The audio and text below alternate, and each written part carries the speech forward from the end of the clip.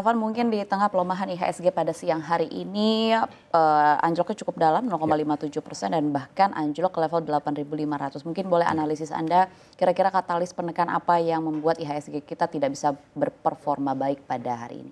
Ya, kalau kita melihat memang hari ini IHSG kita ditekan cukup dalam, dan kalau kita berkaca terlebih dahulu ke market luar gitu ya, memang di pasar Asia Pasifik di hari ini itu sebetulnya hijau. Namun kita lihat pergerakannya di seminggu terakhir, baik itu di pasar saham Asia Pasifik dan juga di Wall Street, itu memang sebetulnya menunjukkan tren yang sudah melemah. Artinya memang secara momentum kenaikan daripada atau rally daripada indeks saham di beberapa negara memang sudah cukup usai dari sisi rally-nya, dan justru menunjukkan momentum pelemahan.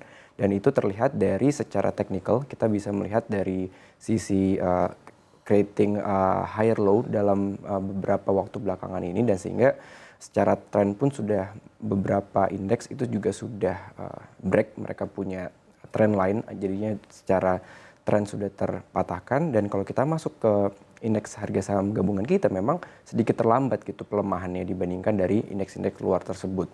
Dan kalau saya melihat sebetulnya gejalanya cukup mirip dengan yang terjadi di indeks global, indeks saham global, yaitu tren penguatannya sudah hilang, sudah cukup usai bisa dikatakan, dan yang ada saat ini adalah aksi profit taking di pasar saham kita. Dan kalau kita melihat kan memang kita bedah lebih dalam lagi, emiten-emiten yang beberapa waktu belakangan ini menopang cukup banyak bagi pergerakan atau penguatan bagi IHSG kita itu seperti saham Bumi, saham konglomerasi Bakri, dan juga beberapa emiten lainnya itu saat ini sedang mengalami koreksi yang cukup dalam. Dan saya melihat memang ya faktornya salah satunya adalah aksi profit taking jelang akhir pekan dan juga jelang akhir tahun. Jadi kombinasi tersebut yang menciptakan adanya aksi profit taking, dan sebetulnya cukup wajar ya di tengah kenaikan harga saham yang sudah cukup tinggi di sepanjang paling tidak semester 2 ini, memang menawarkan investor untuk ya merealisasikan mereka punya profit, dan khususnya jelang akhir tahun. Jadi memang faktor tersebut yang saya lihat menjadi katalis penopang pelemahan IHSG kita di hari ini. Ya, menjadi laggard IHSG kita pada hari ini, terutama kalau kita review juga awal Desember sebenarnya sudah cukup berkali-kali IHSG menyentuh level all time high. Betul. Jadi sangat logis bagi para investor bahwa momen ini dimanfaatkan untuk taking profit gitu ya.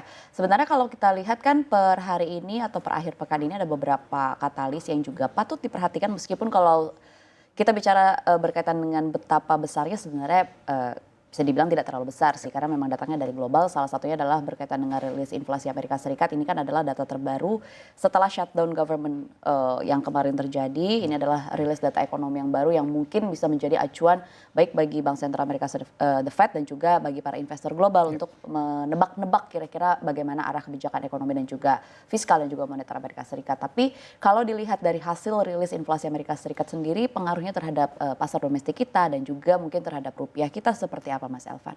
Ya, kalau saya melihat secara langsungnya sih belum ada ya. Mungkin kita melihat dari sisi ekspektasi akan pemangkasan suku bunga The Fed di Januari nanti ya. Karena seiring dengan pengumuman adanya atau pengumuman data inflasi Amerika Serikat di bulan November yang ternyata jauh di bawah dari ekspektasi para pelaku pasar dan juga para konsensus yang dilakukan di luar, yaitu di sekitar 3% mereka memproyeksikan terjadinya inflasi atau data inflasi Amerika di November itu sekitar 3% kenaikan inflasinya. Namun ternyata memang data rilisnya berkata berbeda gitu ya. Justru inflasi Amerika Serikat tuh di 2,7% secara year on year, dan inflasi intinya itu di 2,6, lebih rendah lagi. Jadi memang mengalahkan ekspektasi para pelaku pasar yang di atas 3%, dan dengan kondisi tersebut artinya memang The Fed ini sebetulnya menjadi punya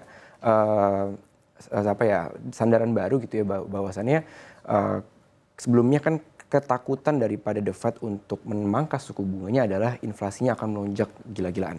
Dan ternyata hal tersebut dipatahkan oleh hasil rilis inflasi di November yang ternyata di bawah, dan walaupun masih di atas target mereka ya, di atas 2%, kan target mereka kan di 2%, namun actualnya di 2,7, tapi paling tidak sudah bisa mematahkan proyeksi-proyeksi daripada pelaku pasar. Jadi memang hal tersebut membawa dampak positif bagi The Fed untuk kedepannya bisa lebih kembali melanjutkan pelonggaran kebijakan moneter dengan memangkas suku bunganya mungkin nanti di Januari. Walaupun saya melihat barusan di CME Fed Watch Tool gitu ya, berdasarkan proyeksi pelaku pasar saat ini untuk pemangkasan suku bunga di Januari nanti itu masih sekitar 20-an% apa namanya ekspektasinya. Masih belum begitu besar. Berarti belum terlalu confidence bahwa Belum The Fed terlalu akan confidence. segera pangkas suku bunga Iya, di awal betul bulan sekali. Januari. Ya mungkin karena ini baru rilis data awal ya. Jadi Yes. kita akan melihat perkembangannya sampai di Januari nanti menjelang FOMC Januari. Oke, belum terlalu confidence tapi ruang geraknya sudah ada Iya, begitu ya. kalau gejala-gejalanya dilihat untuk itu udah. dari analisis ya. Oke, baik. Selanjutnya kita bicara berkaitan dengan kalau akhirnya Januari nanti The Fed memang memangkas suku bunganya lagi, kira-kira apa potensi efeknya ke rupiah dan juga IHSG di awal tahun 2026? Karena kan kita tahu sebenarnya di awal tahun ini adalah kuartal pertama yang sangat ditunggu-tunggu bagi sejumlah pelaku usaha di dalam negeri. Karena pertama katalisnya adalah betapa banyaknya insentif yang digelontorkan oleh pemerintah. Kemudian juga momen-momen liburan ini nempel semua ya Mas Betul. Elvan.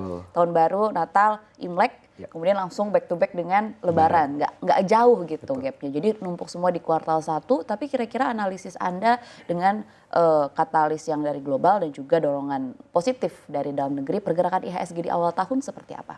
Ya, kalau kita melihat tadi berbicara tentang ekspektasi The Fed terlebih dahulu ya. Misalkan The Fed betul-betul memangkas suku bunganya kembali di Januari nanti, tentu ini akan sangat berdampak positif ya. Kalau kita melihat sebelum-sebelumnya memang ketika The Fed itu melakukan pemangkasan suku bunga, pasar saham itu cenderung mengalami kenaikan seiring dengan sentimen pelaku pasar yang mulai berani untuk beralih ke aset yang lebih berisiko seiring dengan penurunan suku bunga tersebut.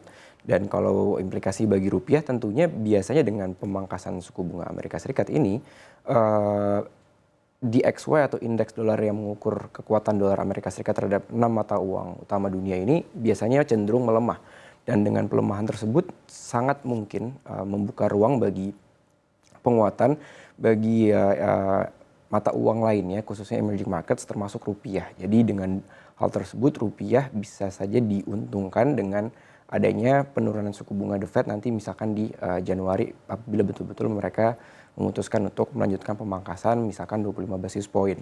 Dan kalau saya melihat memang betul sekali di awal tahun depan itu di kuartal 1 memang cukup bertubi-tubi ya sentimen positif dari dalam negeri dari adanya liburan-liburan tersebut yang cukup mepet gitu ya sehingga kalau kita berkaca biasanya kan ketika liburan itu konsumsi masyarakat itu akan melonjak. Dengan lonjakan konsumsi tersebut diharapkan ekonomi bisa berputar, pertumbuhan ekonomi pun bisa diharapkan kembali melejit seperti itu. Jadi dengan ekspektasi tersebut ekonomi kita diproyeksikan paling nggak di kuartal 1 kan memang cukup baik seiring dengan itu tadi liburan-liburan yang ada yang bisa mendorong kita punya konsumsi gitu. Jadi memang kuartal 1 memang sangat dinantikan seiring dengan itu tadi ekspektasi akan ekonomi yang mulai pulih, mulai baik. Jadi memang dampak tersebut saya rasa memang cukup positif ya bagi pergerakan pasar keuangan tanah air nanti di awal tahun depan paling nggak di kuartal 1 2026. Seperti itu. Baik, kalau